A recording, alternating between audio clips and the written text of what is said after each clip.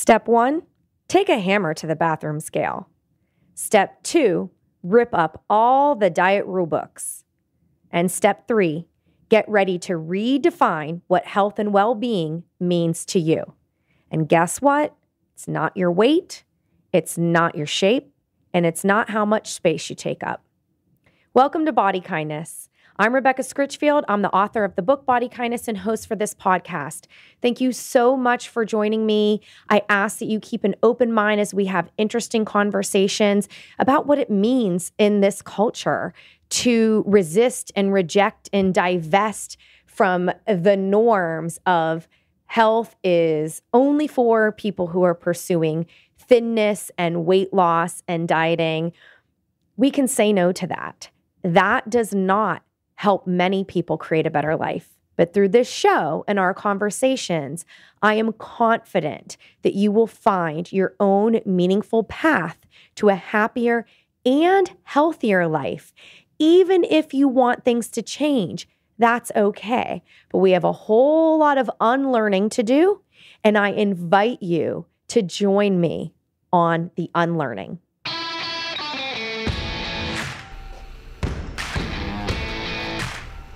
We're going down, clown.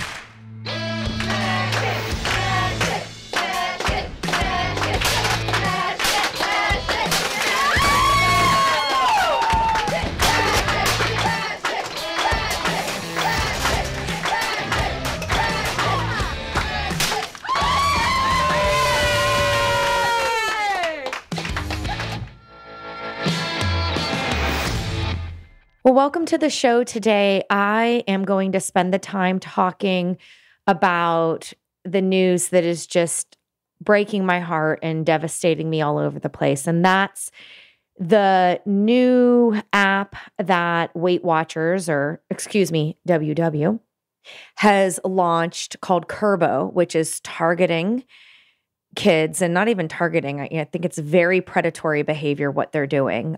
Kids age 8 and up.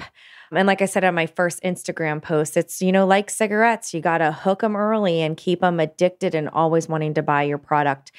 So this is unsurprising and yet very heartbreaking. As a mom of 2 young kids myself, as a clinician who works with people in eating disorder recovery at all stages, I've helped get a 9-year-old girl diagnosed, and I've worked with women in their 70s who are just trying to have a good life for the rest of the years that they have left. And, at the end of the day, weight concerns don't occur in a vacuum. And there's so many reasons why this app is bad news. What I plan to do is share a lot of the links that I have been reading about that I think are important. So there's a great blog by Ragen Chastain. There's been some wonderful pieces that have just been coming out every day. And I want to make sure that I'm adding to them so that you can reference them and share them as well. But what I wanted to focus in the podcast conversation on, was really how could I be helpful and who would I love to talk to if I had an open door and could just invite parents in? Who would I want to talk to? And I do think that's a parent who has a weight or health concern for their child. And, like you might know that there's a part of the app that says 1% milk is a yellow light food or 2% milk is a red light food. It's a whole traffic light system. And you might question, wait a minute, milk, I thought milk was good. Or I shared one of the ones that shows that almonds are a yellow light food. It's like, come on, who in the world thinks that kids are having any type of health problem because they're eating almonds? That is just, as they would say on Miraculous Ladybug, ridiculous, utterly ridiculous.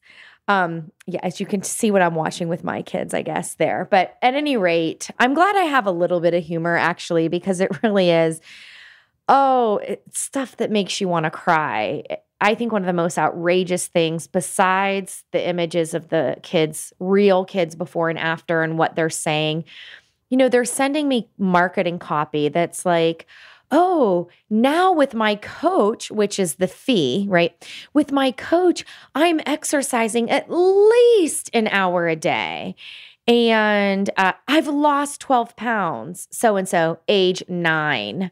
This is just not right. And I think that, most rational people can realize that there is a lot of potential harm going on, and that this is not harmless. This is not happening in a vacuum. And yet you still might wonder, well, what can I do to help, or what should I be doing? And that's kind of who I want to talk to. I want to help you make sense of things. And I want to do that through some stories of others.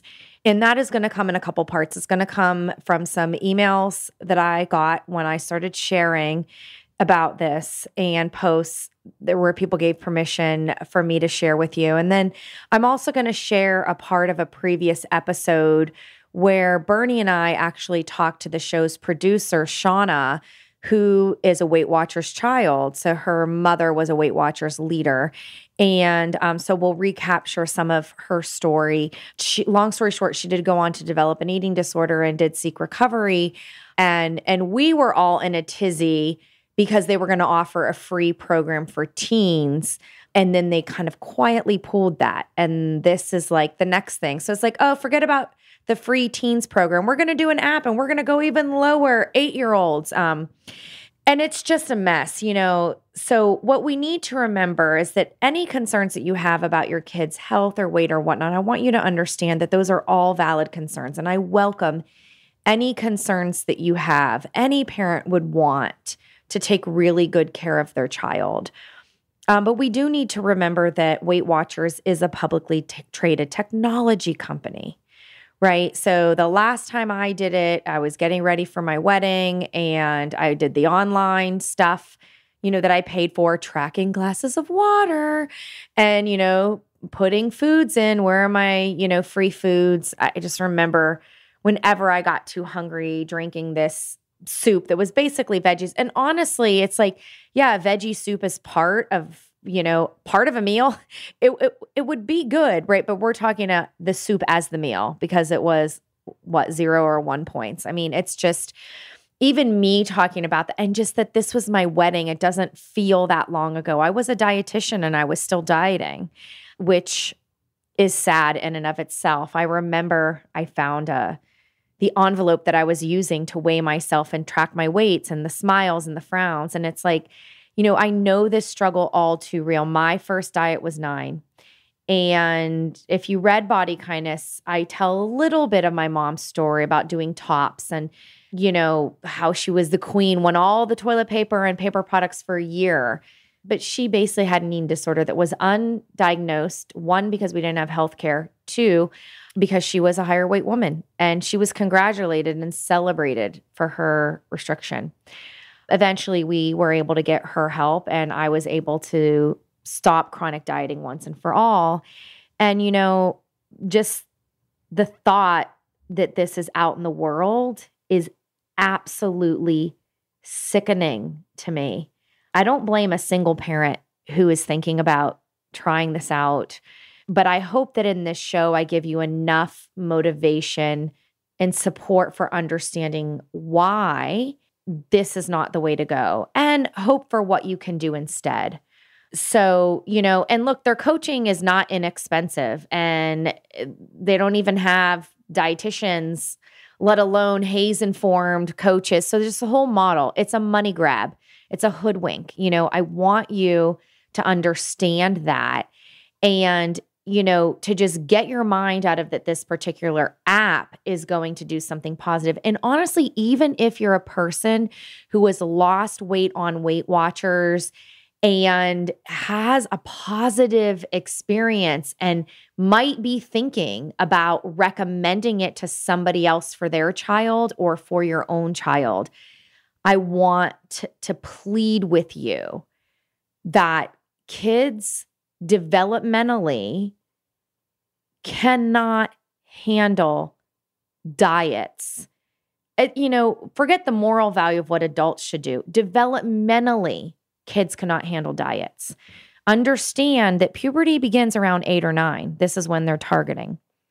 It is normal for kids to gain 40 to 60 pounds during puberty.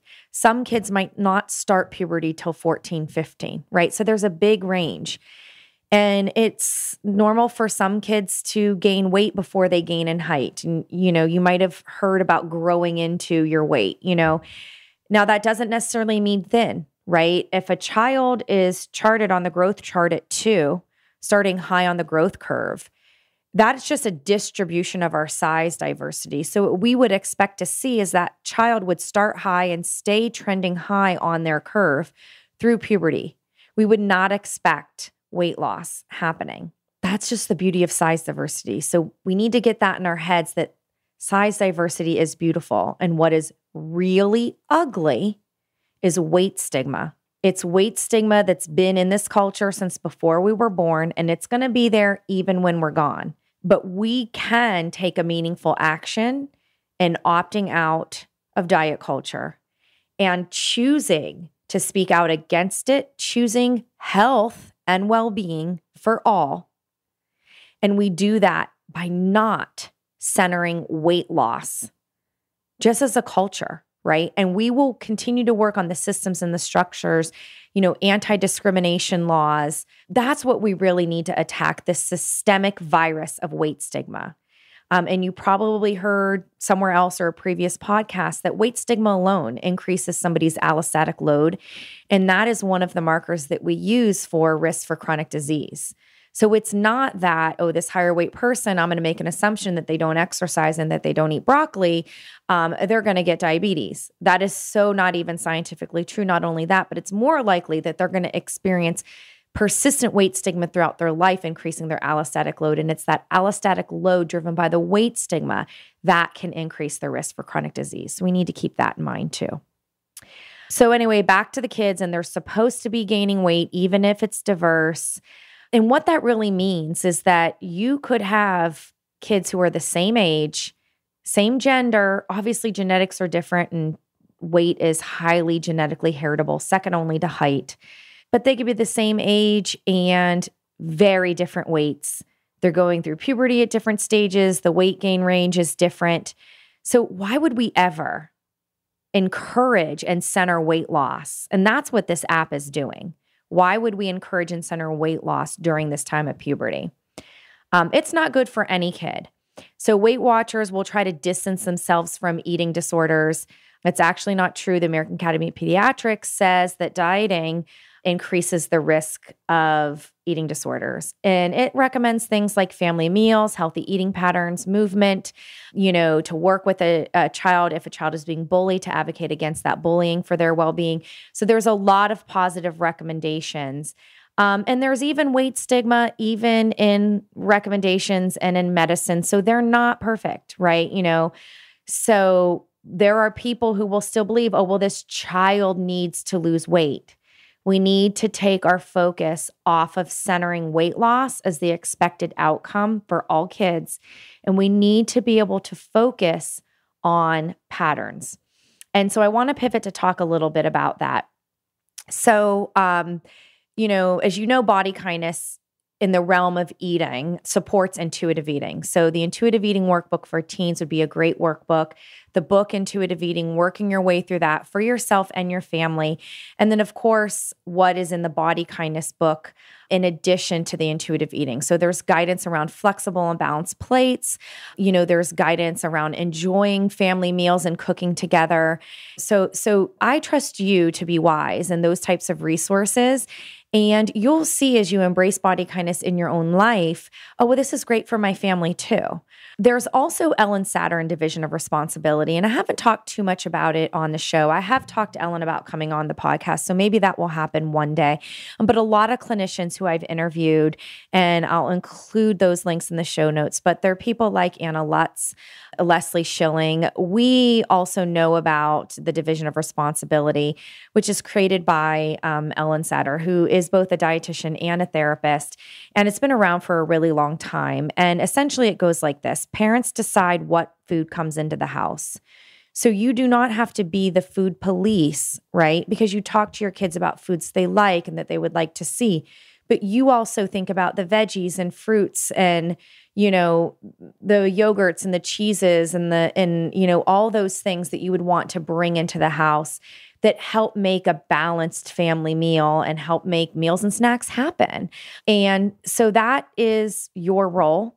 And then you also decide when the meal times are. So there might be adjustments of, hey, when the kitchen is open and closed, say. And that is not done in a controlling way at all. It's done in a very consistent and reliable way. And so there is structure out there. That's the thing that I want you to know and understand is that if you're like, oh, just my child grabs a popsicle whenever they want, or I just can't get my child, to cut back at all on soda, or my child, drinks lots and lots of juice and never touches a piece of fruit, and I'm worried about the lack of variety. Again, I want to hear all those types of concerns. What I want to say about it is that there are very, very positive things you can do to help build a positive body image and healthy eating patterns with your kids that will help them grow healthy and strong and happy, prevent body image issues, prevent eating disorders. And no app is ever going to do that.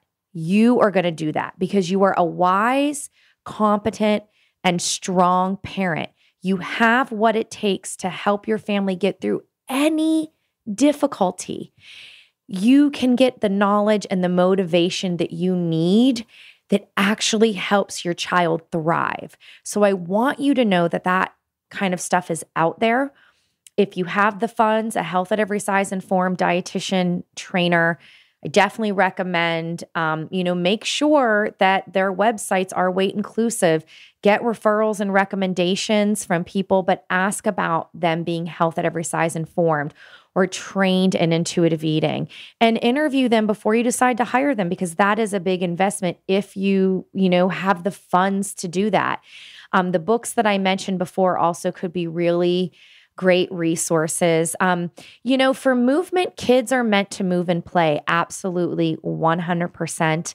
I usually recommend to my clients that they help their kids explore different sports, even if they don't feel sports interested, and just be open. And so hopefully they might find one sport that would click. I found it with my clients, it's the parents wanted to overbook their child. And instead, when they pared back and let the child lead, one child that I'm thinking of in particular was like, you know what, I will try Taekwondo because it reminds me of this video game I like.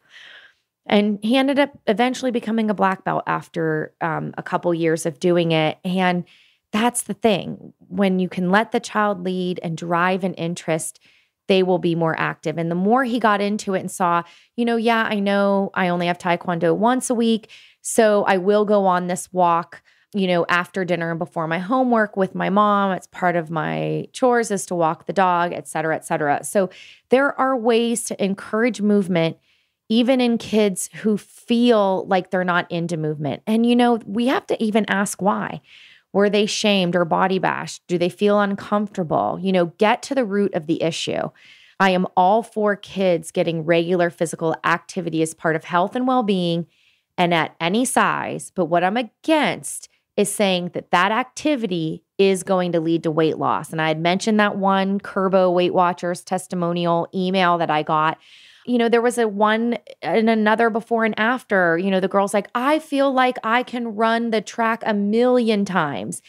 And it's, even if a child truly said something like that, a company who is not trying to harm people would be putting out movement advice that encouraged joy, that encouraged rest as well as movement. And that they would not put out things like, I exercise at least an hour a day. So it is just bad news all around. The idea of promoting weight loss in kids is bad. And this app in particular, the policing, even baked beans got a red light because they were sweetened. Oh my gosh, on the quiz, they compared apples to applesauce for me. I had to take a quiz and erase, I don't know, something. Anyway, applesauce was a yellow light. And I'm thinking, but wait a minute, I choose applesauce more when we're on the go and it's just more convenient because when I cut into an apple, it can turn brown. My girls usually share an apple, so it was just messy. So again, even if you're thinking, but wait a minute, isn't it helpful? Like always, sometimes you would be distracting your child.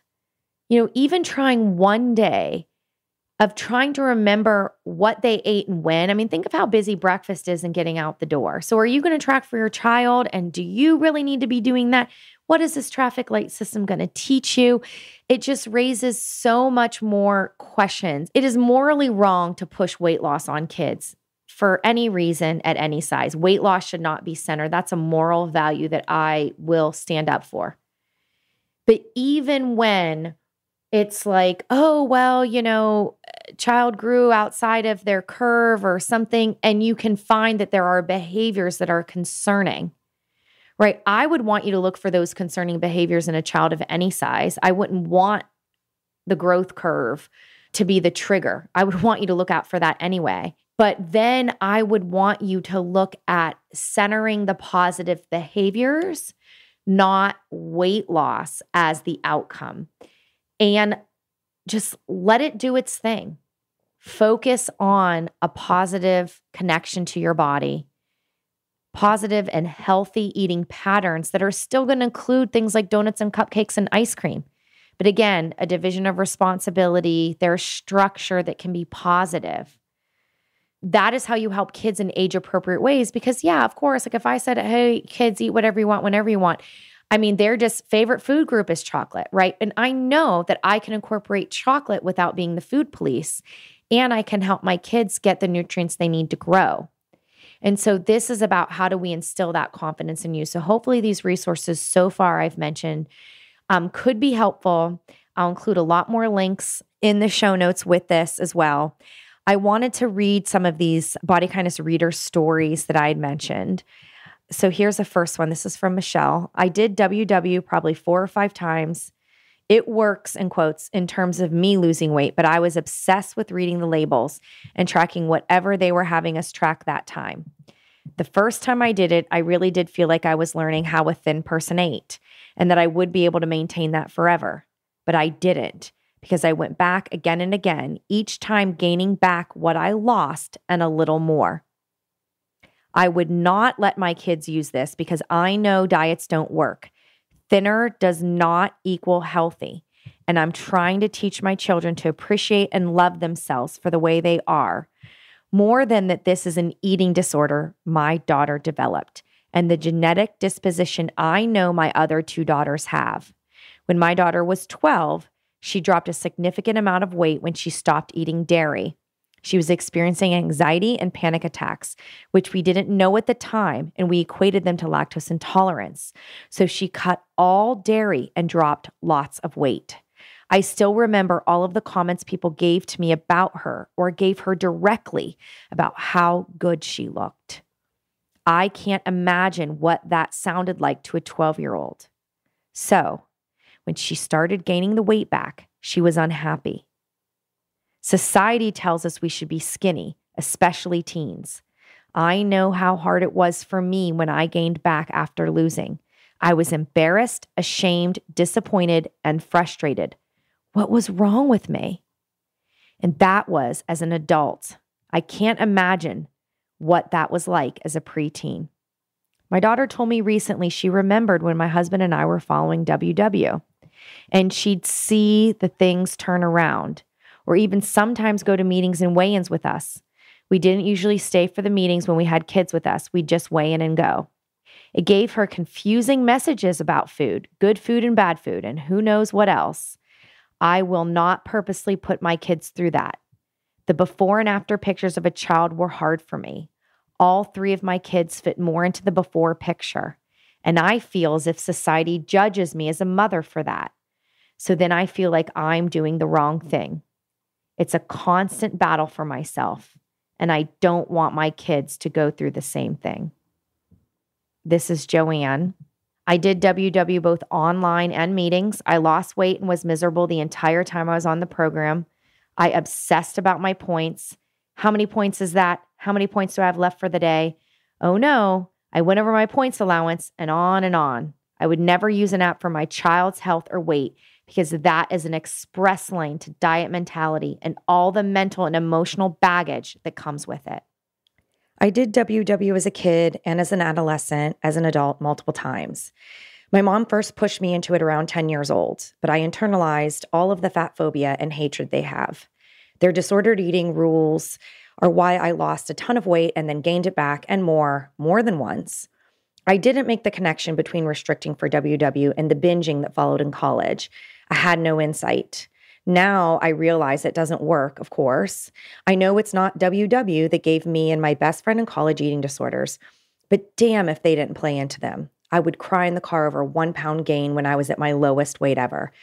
Who does that to someone and keeps taking their money? It's like an abusive relationship I've had since I was a kid. And now I'm so glad to be free. I know they've always allowed kids in the program. I was one. But I'm shocked and saddened that they're targeting them with marketing now. Kids are so impressionable and they have enough going on without a national company coming after them like this. It's just so sad. I truly hope we can do something and save even one child from the pain and cycling this can cause. That was an anonymous reader. I will never put my kid on Weight Watchers because I don't want them to feel that they will be worthy of love by shrinking their body.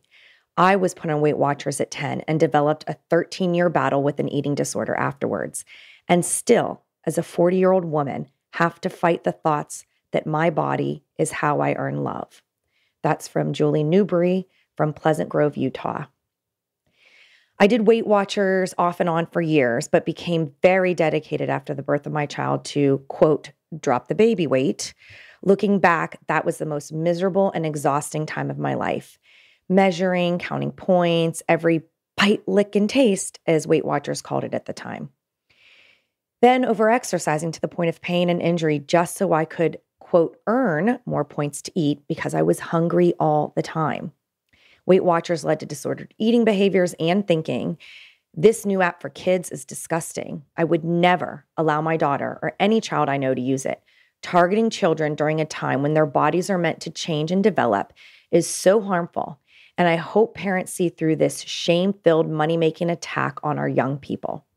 That's DR from Bradenton, Florida. I was 12 when I first started Weight Watchers. I'm now 61. Some 50 years of obsessing over food and body image and hating myself because I could never get there. And guess what? Also getting bigger and bigger every time I went off my strict Weight Watchers plan. Parents, please don't do this to your kids. We are not put on this earth to obsess over food and body image. We are not put here to hate ourselves. All bodies are good bodies. Allow your child's body to be perfect just as it is, and don't give them up to this sick way of being that our society insists on. It sickens me to the core to see WW come out with an app for children. That's an anonymous reader. I did Weight Watchers as an adult because my mom suggested it after several failed fad diets. She told me that they were great because they really teach you how to eat for the long term. I lost weight very short term and then felt starving until I gave up. I was using the points to eat processed foods that were allowed and then forcing myself to eat free foods that I hated for the rest of the day. Basically, the idea of restriction had the reverse effect. I ended up unhealthier than when I started, and I didn't come close to the weight loss goal I had back then. Now, as a parent of a girl, I am working to change the toxic messages I received to foster a body-positive, self-compassionate image. My job as her parent is to put an array of nutritious foods in front of her, and she can choose what to eat. When I enjoy a sweet, she is welcome to share. We have open dialogue about how many different foods can be delicious and involve her in the process when we can. I would never use a Weight Watchers plan with my daughter. Never. Restricting calories or carbs or valuing one body size over another has no place in our home. Instead, we focus on fun, function, movement, nourishment, and abundance. That's from Christine L. from Washington. And I love her advice. That really aligns with the type of advice I share with clients too. So I have 2 more emails that I got that I also wanted to read. So this one is from Heather. I know firsthand the damage that diets, especially programs like Weight Watchers, can do. I'm in recovery from disordered eating after years and years of diets that began in adolescence. Slowly, I am learning to love and trust and listen to my body. It has been a difficult process, but full of discovery. Arriving at a place of deep trust and kindness with my body and intuitive eating is very freeing and peaceful.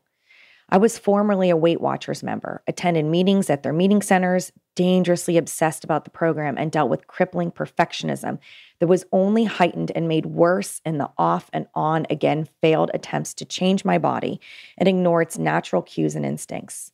I eventually lost a significant amount of weight at great peril to my own personal health and emotional well-being. My hair fell out. My menstrual cycle became irregular. I became extremely weak in muscle tone. Yet I was a Weight Watchers, quote, success story. I was petrified that I would gain the weight back, so decided to join Weight Watchers as a staff member and train to become a leader, which I did.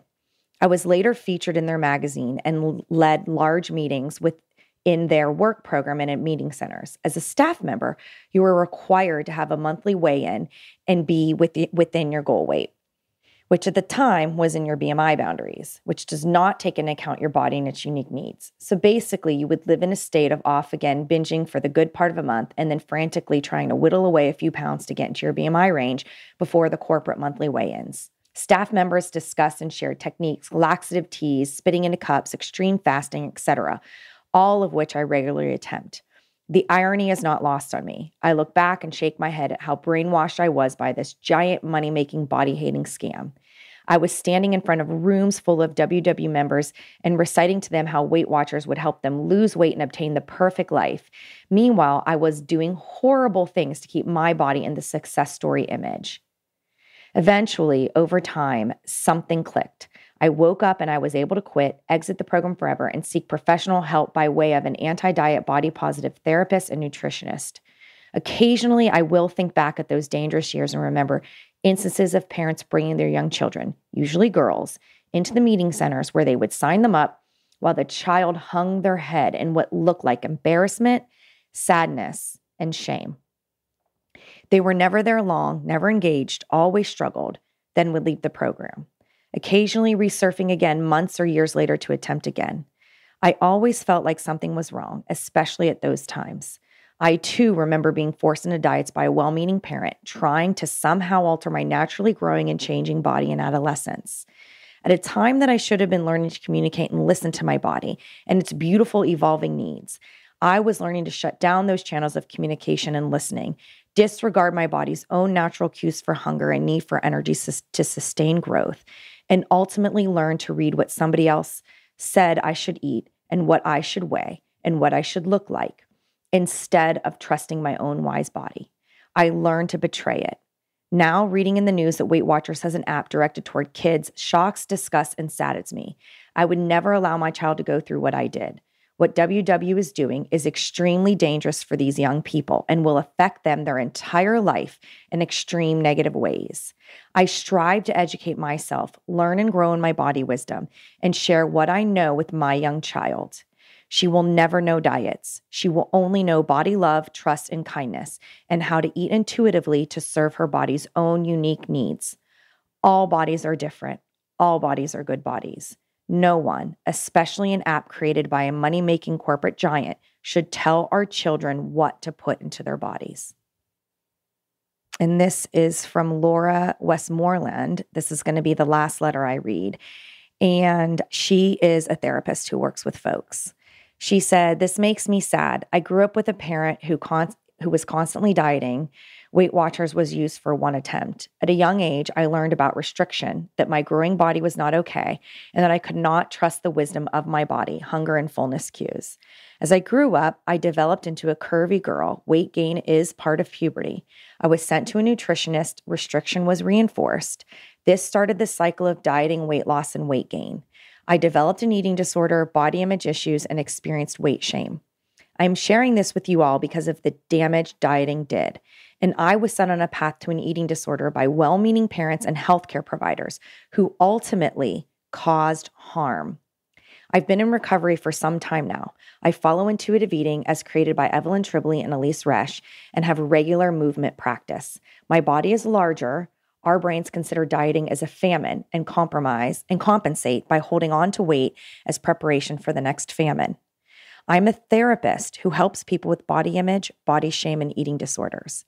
I witness the aftermath of dieting programs in my practice.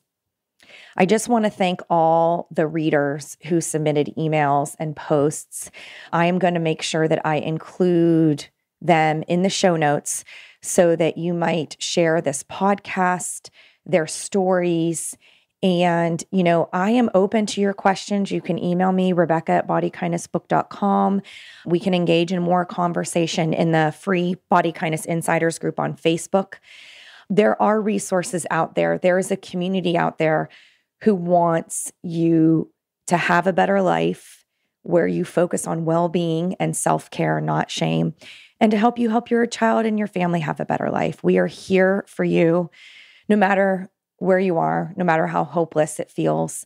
If there is at least one thing that you took away from this podcast, then I know that I did my job to continue to advocate for the well-being of all people and to advocate for health, but in a way where all folks are included. And when diet culture is not hijacking what true health and well-being means. I'm going to leave you with a transition to a podcast interview with Bernie, myself, and the producer for this podcast, Shauna, who was a child Weight Watchers member, and her mother was a Weight Watchers leader.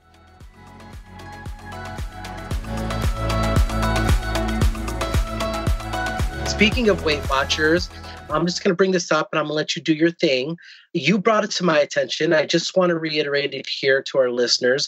They have just announced a program targeting teenagers, giving them, I believe, 6 free weeks if they want to join for free. You can be a part of Weight Watchers. And I say that very Sarcastically. Yeah, I mean, my emotions are getting the best of me on this podcast today. I'm stumbling over words. I'm disgusted. Let me just leave it there. I'm going to let you vent, and I'm going to tell you why I'm disgusted and really mad at you, Weight Watchers. I actually am more than comfortable just letting you. I'm intrigued by I'm disgusted. So let's take the Bernie rant. I'm disgusted by Watchers is because what are you doing? You're targeting our most vulnerable group. I was a larger teenager. I was a larger child. I was a larger teenager. I was a larger adult. And yes, were there conversations about maybe you should join this weight loss program or that weight loss program? And man, does that stick with you? And what does that tell our kids? That you have to be a certain size to be worthy? Are you really going to try to mask it behind you're going to be the educator on how kids should live a healthier life? You know what you're doing is getting a vulnerable group that you're going to be able to have as part of your program and make dollars off of the rest of their life, that are going to inevitably weight cycle, think that something's wrong with them because they are going through puberty and are living lives in different stages. I'm really disappointed because I'm going to put this out there. I didn't think it was a horrible program. It's not one that I would have done, but I didn't think it was harmful. I didn't think your program was harmful, Weight Watchers. And now I totally do. And I'm so sad that that's the direction you went in. And as a teenager, a former teenager, I can tell you that all of the education surrounding what's good food, bad food, has no bearing or did not help me in any way. It was me understanding that I am worthy and I'm a good person no matter what size I'm at. And I definitely don't see you coming from that perspective. I'm just disgusted. Yeah. I really am. Yeah. So, I mean, that was awesome. Thank you. I like the anger. See, I coached you after the Bob Harper anger. And you get a complex and you get a complex. And I'm giving you a weight complex. Everybody gets a weight complex. Oh my gosh. Yeah. I mean, my heart is breaking. I did Weight Watchers actually in my dieting days. I did it online around my wedding. And the other week I was cleaning out some boxes in my room and found an old journal. And it was around when I was getting married, and there was an envelope in there. And the envelope had my scale weight to the 10th of a pound. And if it was down, it had a smile face, and if it was up, it had a frown. And this is like pre-emoji. I know. It breaks my heart. I know. It breaks my heart, to think about. I mean, I will make myself have positive memories of my wedding, but I do remember daily weighing and counting the points and all this stuff. And it just wasn't a positive experience for me. I got the Washington Post assignment. So it was my first freelance assignment for the Washington Post after the news broke. And I just shared a warning to parents on social media because I work with kids and families, and the stats are pretty clear. The American Academy of Pediatrics has a clinical paper that says do not put kids on diets. And it says that diets are associated with the development of eating disorders. And also, I guess quite ironically, I mean, not to me, but to the average person, putting kids on diets is actually associated with increased risk for childhood obesity. Absolutely. I'm telling you, the more I was told as a child and as an adult that I needed to get skinnier, the larger my body got. And it's just so depressing. So I have two small things I want to share. Like, as a parent, no way, especially to my little girl. Like, you really think I'm going to be the dad that instead of driving her to a fun family activity or to a sport that she chooses or a band practice or whatever she gets into, that I'm going to drive her to Weight Watchers? Like, are you like, well, Bernie, you wouldn't, because you're in a healthier place. And that's the exact problem. And I put that in the post, like,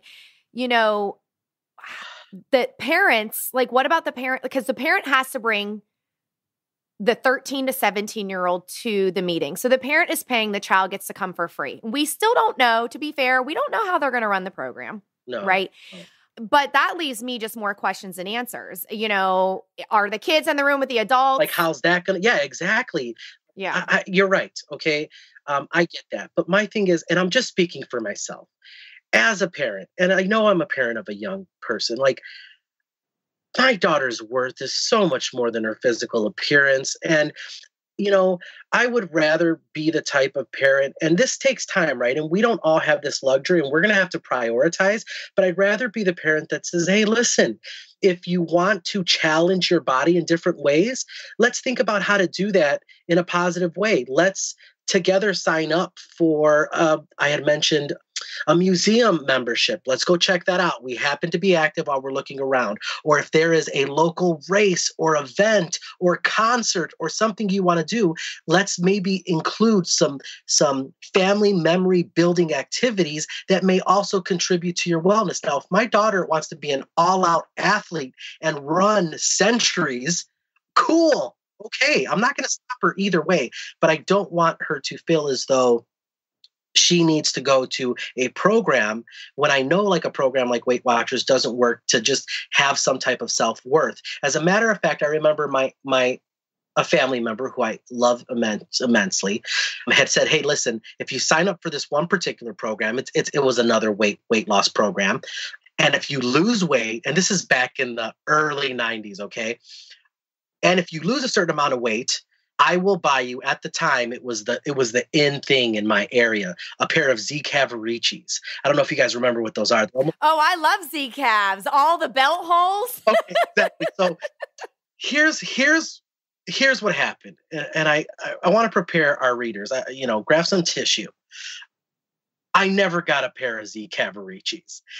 And ironically, I'm okay with it because I don't have the pictures of me in them. So what I'm saying is it all works out in the end. Don't take your kids to Weight Watchers.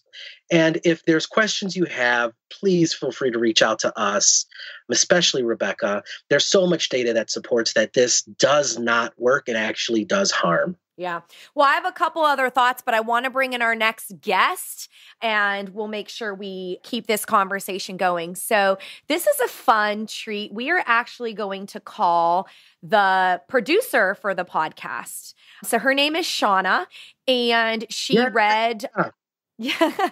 She read the Washington Post piece and said, "Yeah, I would love to come on and talk to you. I have some stuff to say about that." So we'll give her a call, we'll get her story, and we will continue this conversation about what's happening here to teens and kids in our diet culture. Hey, Shauna, are you there? Hello, I'm here. Hey, Shauna. Hi.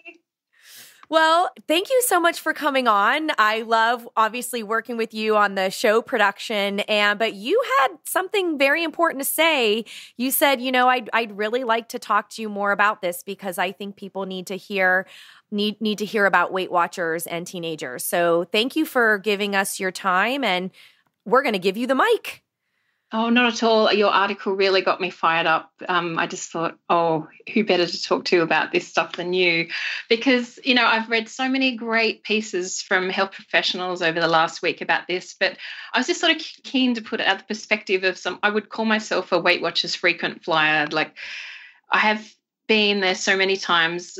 At the first time when I was 8 years old, that was my first unofficial trip because I'm actually the daughter of a Weight Watchers leader. So, I got my introduction very early on because my mum used to run the meetings and she was a really busy working mum. So sometimes she'd be running her meeting and my little sister and I would sort of be playing in the next room of the sort of church hall where it was. But one night, very randomly, the lady that weighed everybody, she said to me, I was like helping pack up all the booklets and stuff. And she said to me, "Oh, do you want to get on the scale?" And I was like, "Sure, why not?" And I was already at 8. I was quite a tall, sort of athletic kind of kid. I was, maybe a little bit chubby, but nothing to worry about. And so I hopped on the scale and she was barely not even 5 foot tall. And I remember she saying, turning to her mother and saying, "Sharon, she weighs almost as much as I do." And I just remember this feeling in my stomach like, oh, there's something wrong with me here. Ugh. And for a whole... Gosh. Shauna, I'm so sorry. Rebecca, I'm sorry. My reactions are not controllable. Like, I literally picture somebody offering a first hit of a drug to somebody right then and there. Hey, little girl, you want to get on my scale? For a variety of reasons, and I'm keen to emphasize that dieting and Weight Watchers was not the only ingredient in the cocktail that is my weight journey over the years. But for a variety of reasons, my mother always struggled with her weight and she eventually stopped becoming a Weight Watchers leader. But then it almost became a thing where the two of us would almost on an annual basis go to Weight Watchers together. And currently I'm at Green Mountain here in Vermont working through their pathway program for binging and their general program. And it's amazing how common a thread it is that mothers and daughters, teenagers going to Weight Watchers together. And so we would do that almost every year. And every year I would come back a little bit heavier than the year before. But because, at least in Australia in the 90s, Weight Watchers was always pitched as the sensible one. Like, it wasn't grapefruit diets, it wasn't pills or shakes. That Weight Watchers is where you learn good nutrition, it was the good one. And I was straight A student, very determined person. So it was almost like I saw the failure as all my own. And every time we went back and I was 10 pounds heavier than the year before, I was like, this time I'm going to win, I'm going to do this thing. But I would it wouldn't work. And I was thinking about reading all the posts on Twitter and what did I actually learn from my dieting? What did that bring to my teenage life? And what it taught me was how to spend nearly every waking moment of my life thinking about food, even if it wasn't a conscious thought. It's just this rumbling background noise about I didn't trust my own appetite. I worried if I was eating too much. I would always be plotting how to get more food. I would start to sneak food. I learned how to very quietly open the freezer in the middle of the night to steal some cookies. And there was just crazy things. In retrospect, I feel like giving my little teenage self a hug, because I would stop eating after recess on Mondays because Monday night was weigh-in. And then after weigh-in, I would eat. And then because tomorrow was Tuesday and I could start again, And if I had a bad number on the scale, I'd be there at school thinking, oh, what a terrible week I had and what a terrible person I was. And then it sort of started spilling into my emotional health, and again, not just because of the dieting, other things were going on. But really, I remember I would be dreading or completely avoiding things like school trips, birthday parties, slumber parties, because to me they were just dens of temptation. And I would be worried about what would be there to eat. Would I eat too much? Would I eat more than my friends? And I just remember slumber parties, people would be like talking and gossiping, and I'd be like staring at the pizza and calculating how many pieces were left, and would it be okay for me to take another one? Do you know what I mean? Or could I sneak one when everyone else fell asleep so they wouldn't see what a greedy person I was? And then as I got older into my later teens, it was limiting my social life. I turned down opportunities. Like I got chosen to do a exchange trip to Japan, a year in Japan. And I remember actually thinking, oh, that's really nice that they picked me, but I don't want to go to Japan because they're all really tiny and I'm so huge. And I didn't go to Japan. And to this day, I feel really sad about that. But the diet mentality was so all pervasive in my life. And it was like I would be with my friends, but I wasn't really there. You know, I always felt very separate and detached from people. And once I left home, went to university, that's when I had unsupervised access to food, and my parents weren't, lording over what I ate anymore. So that's when I really sort of shifted into more extreme binging and restricting, and my weight went up and up in a big way. And I would keep going back to Weight Watchers every couple of years because that's just common sense. Weight Watchers is the healthy thing to do. It's the healthy thing to do. And I was still ever more determined because I thought, I want to get that card. If you win, you get a card, And at one point, I managed to stick at it for a longer period. And I did. My high time weight was 350 pounds, and I had lost half that weight over a period of 5 years. And I thought I did it the sensible way. I got a book deal. I wrote about it. I blogged about it. My blog, Amazing Adventures of Diet Girl, back in the day. And I thought I'd solved it. I thought I never got the card because I never reached their very narrow target. But I thought, this will do. But then I just found myself, when life got tough, I would go back to those behaviours because I still had that binge restrict mentality. I'd never sort of addressed the underlying issues. So, and this has only been the last 2 years, Rebecca, I have to say, working with you on this podcast has been a huge shift for me. I remember when the Biggest Loser article came out in the New York Times about the metabolism damage and all that. And I remember you were very kind to let me get on a call with you, and I was like crying and saying, this is what I've done to my body. And you just said very kindly, hey, Shauna, how about you just stop trying to lose weight for a while and be nicer to yourself? And I was like, what a crazy idea. What kind of a crazy idea is that? No, I just laughed because I had the same response. And Shauna, I adore you. If I thought I was a huge Shauna fan before, listeners, with how amazing she is at the work she does for this podcast, like I am completely in adoration of you now because I could relate to so much of what you shared.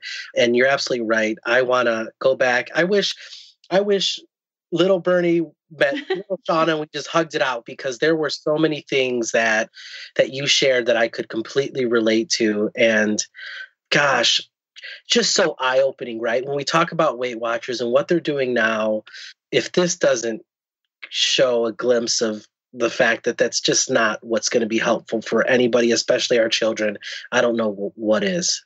Yeah, and I know that a dietitian on Twitter, I can't remember her name, Laura or somebody, she said, not everyone that goes on a diet gets an eating disorder, but pretty much everyone with an eating disorder has dieted. And for me, that is enough alarm bells to say, come on, Weight Watchers, you've got to think about the big picture here. I just felt genuine fear when I heard this news. I'm like, no, leave the kids alone. Yeah. Well, I think it was powerful that you shared your mom was a leader and that came from a good place. I was of course, it really did. Of a working mother. And at the time, like you said, that was the good diet. And to hear your story and for you not literally to be attacking of it. Because I know Rebecca and I have conversations about The Biggest Loser. You hear her tone towards it as opposed to mine. Weight Watchers, I definitely, before you hopped on, I was literally screaming into the mic. But to hear your very real, very connected, very personal experience with this, like, gosh, like it just reminds me of what I went through on the show, and it's opened my eyes to how sensitive this issue is for all involved. Mm-hmm. And really, the research is showing that it's not working, especially for children, and that's what I'm advocating here. And Shauna, I mean, I just love that you're sharing this. Thank you. Yeah, this all concerns me with respect to the real gaslighting that's happening, because like you can follow the Wake Up Weight Watchers hashtag on Twitter. People are still using that. That was just a once response Twitter chat in the US. There's an article that came out in the UK because they do plan to roll out the program in the UK, and they reference the hashtag there.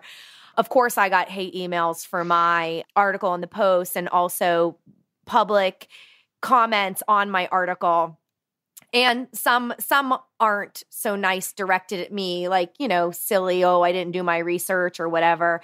But the gaslighting in the sense of Weight Watchers has always benefited from being known as this is the healthy thing to do. And now that diets have fallen out of favor, they are, oh, we've changed our program again, right? And so it's like, we don't focus on weight, yet that's in your name. And that is what is keeping people hooked, and is what really bothers me about it, because, I talked to them for the article and over email, and I got basically, yeah, we'll let you know more about the program when we're ready, and we're excited about this opportunity. It's about health, and health has been co-opted by diet culture already, but most people don't realize that. And so because they have internalized weight bias, even if they don't realize it, they are starting from, of course, people want to lose weight and get healthy, right?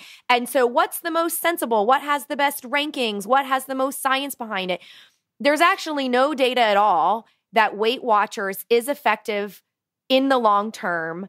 And when you look a couple years out and you look at the money that you would have to pay, and there's some articles that show, oh yeah, it's a net 2 pounds or kilos, or it's not much as a bottom line. And so it's like, where is this data and evidence? We are just kind of believing this, oh, well, if you're at a higher weight, you must be unhealthy. There must be something wrong with you. You can't control your body. So go into something where you can control. And this is all leading into where I'm angry, like literally at the present moment, and hopefully this will change. But on my article, the most recent couple of comments, one's like, I love that Weight Watchers is reaching out to youth. I started in college and wish I had known about portion control and balanced eating earlier in life. And trust it, it's different. It is not about weight. There's no shame. It's empowering. And then the one after that is, oh, I'm a pleased Weight Watchers customer. It's just guidance toward healthy eating and choices and exercise in some form. My entire parentheses, including preteen granddaughters, family eating habits have changed for the better. And we have all lost weight. So I'm not going to read the whole ones there, but it's like there are people commenting, obviously not truly reading the article to even be open-minded to the research that I've mentioned earlier about dieting being linked to childhood obesity and eating disorders. But as long as Weight Watchers gets to call themselves, we are not a diet, then we can actually read these posts and believe, well, they're not a diet, so then therefore they can't be linked to obesity and eating disorders, and so therefore it's fine. And it's like, I listened to your story, Shauna, and it is just completely maddening and heartbreaking. And I mean, look, I am all for, Weight Watchers exists as a publicly traded company. I am all for them going as far as they can, changing the name as far as you can, hire health at every size people to truly make something that is not predicated on your body as a problem. But don't try to say that that's what you're doing now, because you're not. I could not have said it. Could not have said it better, Rebecca. Amen. My goodness. Whatever it's called, Weight Watchers, it's not something that I can believe. Yeah. Mm-hmm. Exactly. There's so many things to argue with. And I just think that hearing your story and just knowing that there is a personal experience, right? I mean, kids, when they're growing, are supposed to gain weight as part of puberty. I mean, you were even that just stepping on the scale, the weight comment, like all of those things, and just how kind of this sort of control around food was normalized for you, even if it had good intentions. I get good intentions, but intent doesn't mean impact. And you're a shining example of that. What was the impact of this weight suppression that happened to you in your teen years? And based on accounts from your story, it was unhelpful. It made you weight cycle, and it may have impacted where your body is happiest now at as an adult because of harm done as a teen. Or even you not partaking in that exchange program. Like, Shauna, that resonated with me. I remember being in high school, and of course, teenagers do all types of things. And one of those things in my community, in my school, was there were always fellow classmates that would go play volleyball or do this. And I never even dreamed of going, because Lord forbid there was a shirts and skins situation where I would have to even think about being exposed in that way. Or never did I go to the beach, or I mean, there were just so many things that in ways that my life was impacted because of that weight stigma and how young of an age it was introduced to me at. That's so true. And I think it reaches so far beyond your teenage years. It's in the last year or so where I've been the ripe old age of 40 now, really diving into this stuff. And there's been a lot of grief about all the things that I didn't do, and right.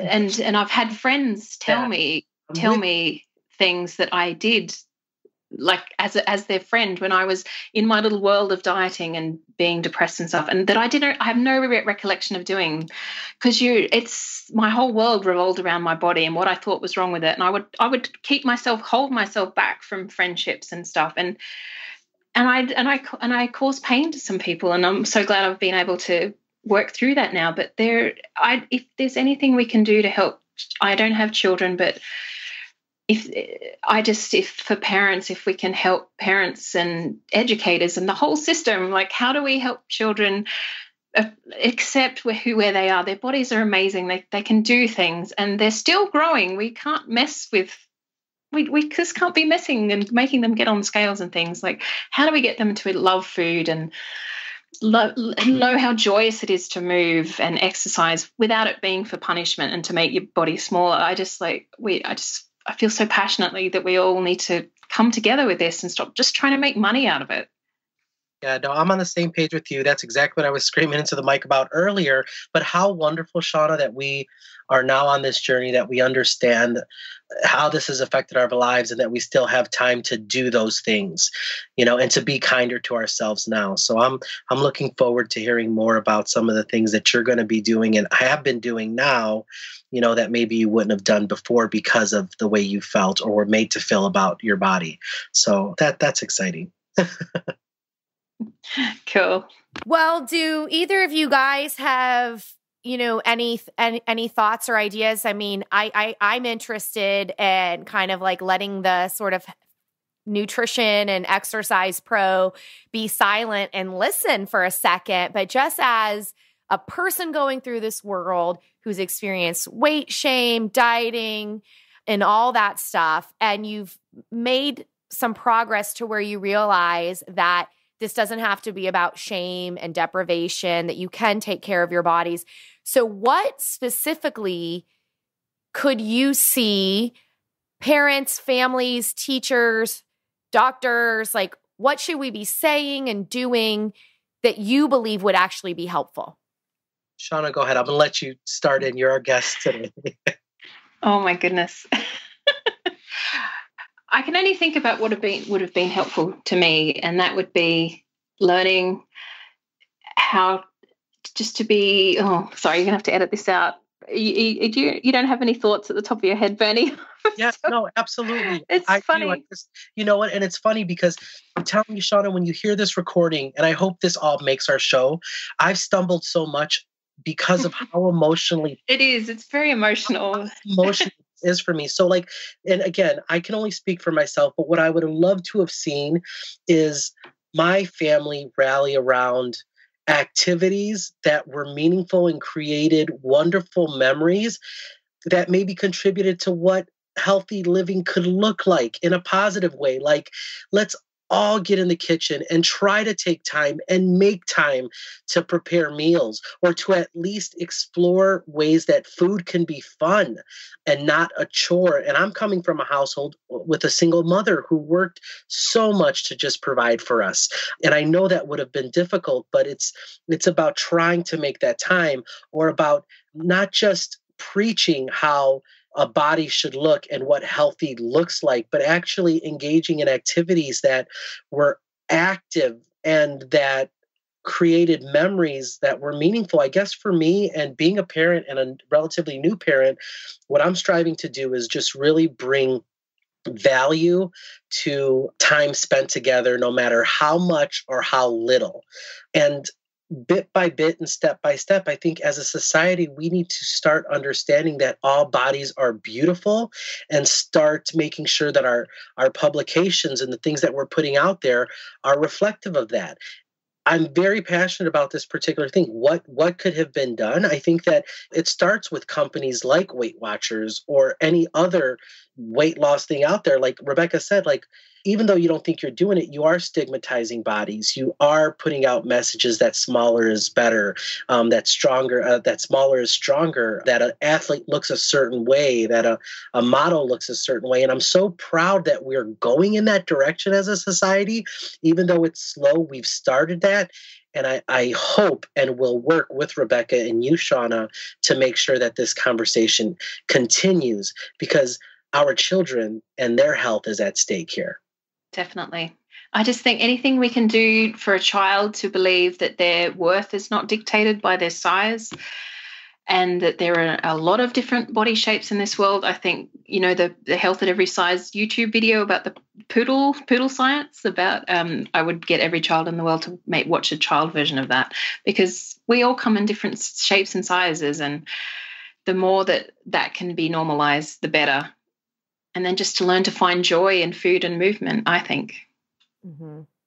I love it. See, it's, I think there is a wisdom there, and it would have to be on a whole other podcast, but, even looking at the challenges when you're too busy, so how time plays a factor, right? Because we all need to do our work to make our money. And how does that interfere with how much time we have in the day?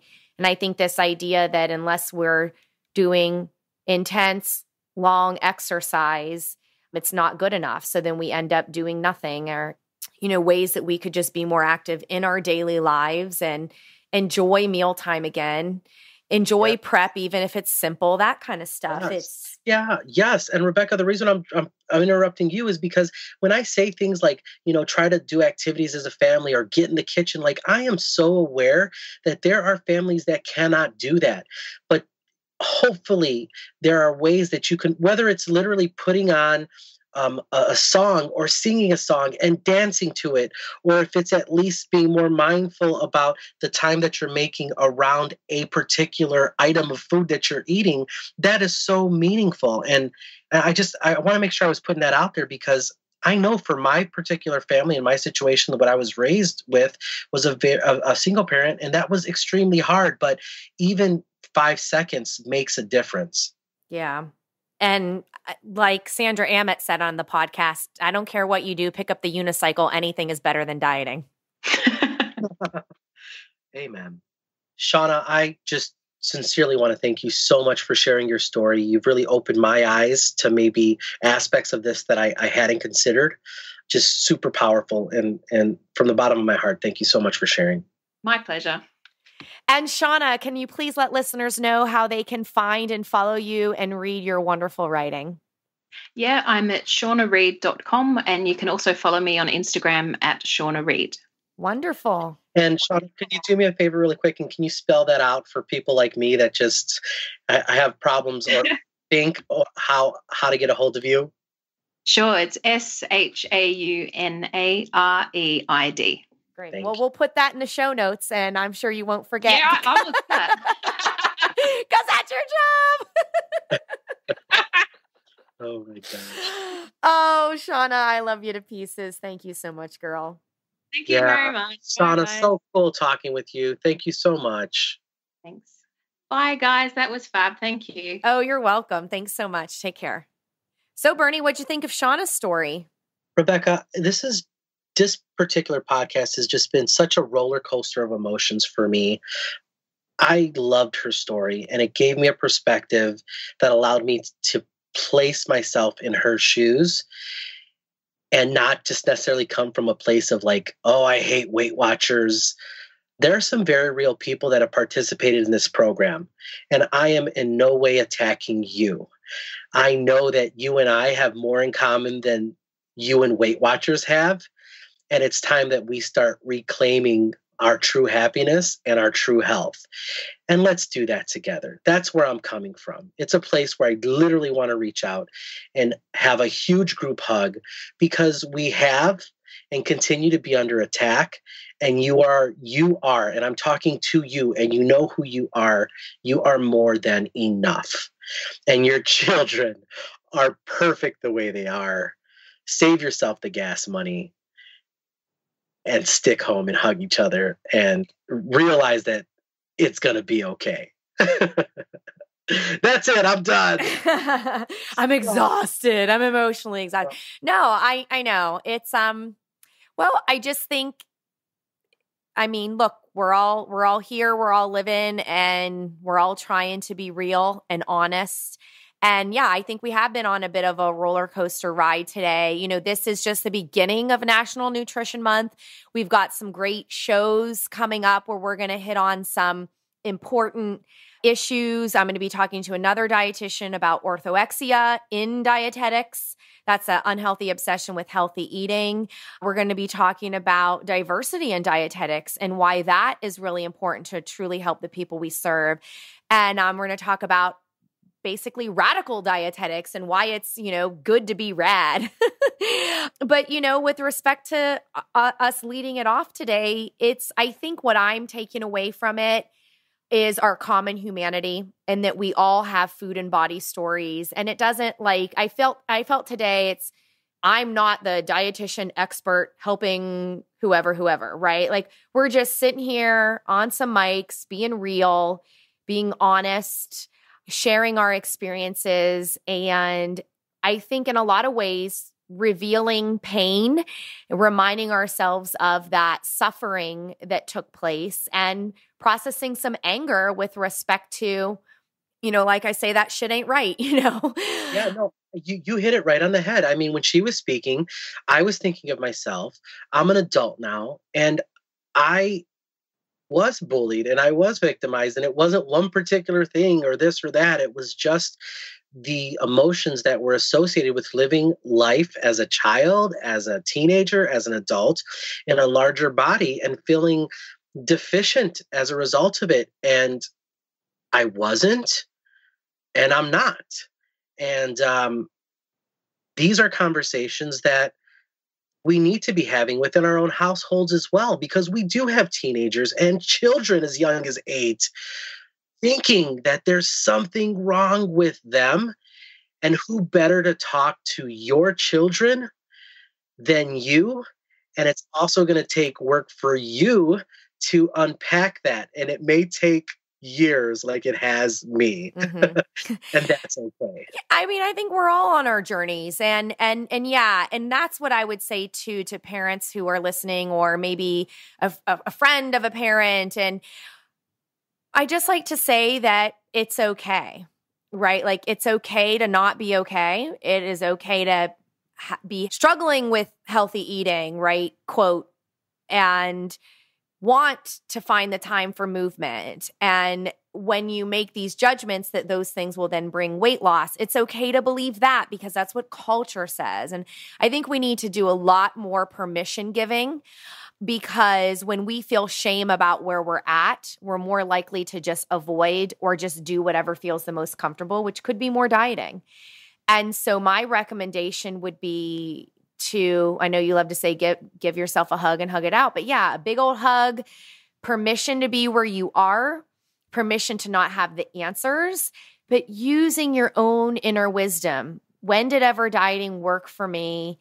What is it that I do know and trust about food and eating that I can implement in my house? And there's lots of great resources. Ellen Satter's Division of Responsibility. That could be a whole show, but it's basically like you decide what comes in the house and you create meal times for your kids and they decide how much they eat. And so, and rather than in a restrictive, this is all you're allowed to eat based on calories or points, you're providing a structure based on what's being offered and also based on when is the mealtime. And there's all these age-appropriate things to follow, but the bottom line is you can actually teach self-regulation in your kids so they don't fear brownies and cupcakes and these things. But there is, I worry that the word moderation has been co-opted by, well, if you have enough points or if you have, if you've been good enough. But there is a way to help your family around structure where you can feel good. It's just, you don't need to overthink it. You need some time to meal plan and some time to grocery shop. And even that can be challenging. And that's why we don't need to look for perfection. But you should know that there is a way to enhance well-being by accepting yourself, even if you struggle with self-acceptance, by letting your child know that their body is inherently good just by being born. And then by taking it from there, be on a journey together, thinking about positive, life-affirming thoughts that are focused on well-being and not weight. I couldn't have said it better myself. And on, one last note, I just chuckled while you were sharing your story. I don't know why I thought of this, but I just thought of the commercial where Oprah's literally like, and I love bread. Well, Oprah, that's the one thing I agree with you on in concerns to this. Like, I love bread too. And what I mean by that is let's knock it off already. Let us eat bread. Let us eat bread. Let them eat bread instead of cake. But Rebecca, let's eat cake too. That would be restrictive. Here I am. I was getting ready for my next thought, and I just mumbled that. But I learned so much from this particular podcast myself. I felt like it was more of a session than it was me podcasting for any particular reason. I hope that our listeners, I hope we offered them food for thought. And I'd love to hear any response that you may have, and both pros and cons for it. I think that if we are open to having very real conversations about this, that's where true change happens. Mm-hmm. I'm so glad you said that. I am open to conversation. I'm not open to a lecture, but I'm open to curiosity and I'm open to understanding. So they can email us, sure. Yeah, well, and I'm coming from this, right? And I battled this my whole life, and I've been affected both positively and negatively. And I gave an interview the other day, Rebecca, and I sounded like I was up on a pulpit, and I don't want to be that person. But at the same time, I am yearning and inviting people to engage me in conversations so that we can hopefully come to a consensus on what's going to change this for the positive moving forward. That's where I'm coming from. Well, I love it. Well, we will touch base again after National Nutrition Month and just kind of recap on where we're at and the next area of focus for us in the show. Thank you so much for joining me as always, Bernie, and just keep it up. As always, a pleasure. And to all our listeners, I love you. Be kind to yourself.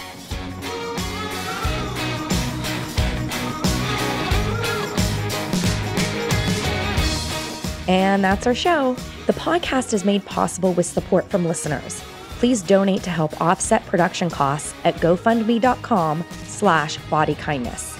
And please rate and review the show when you have a moment. It really matters. Let's keep the conversations going on Facebook.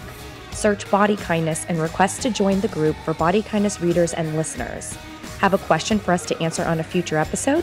Visit bodykindnessbook.com body-kindness.com/question. Body Kindness books and audiobooks are available wherever books are sold. To request a signed print copy, visit bodykindnessbook.com/order. For other questions about this podcast, please email info@bodykindnessbook.com.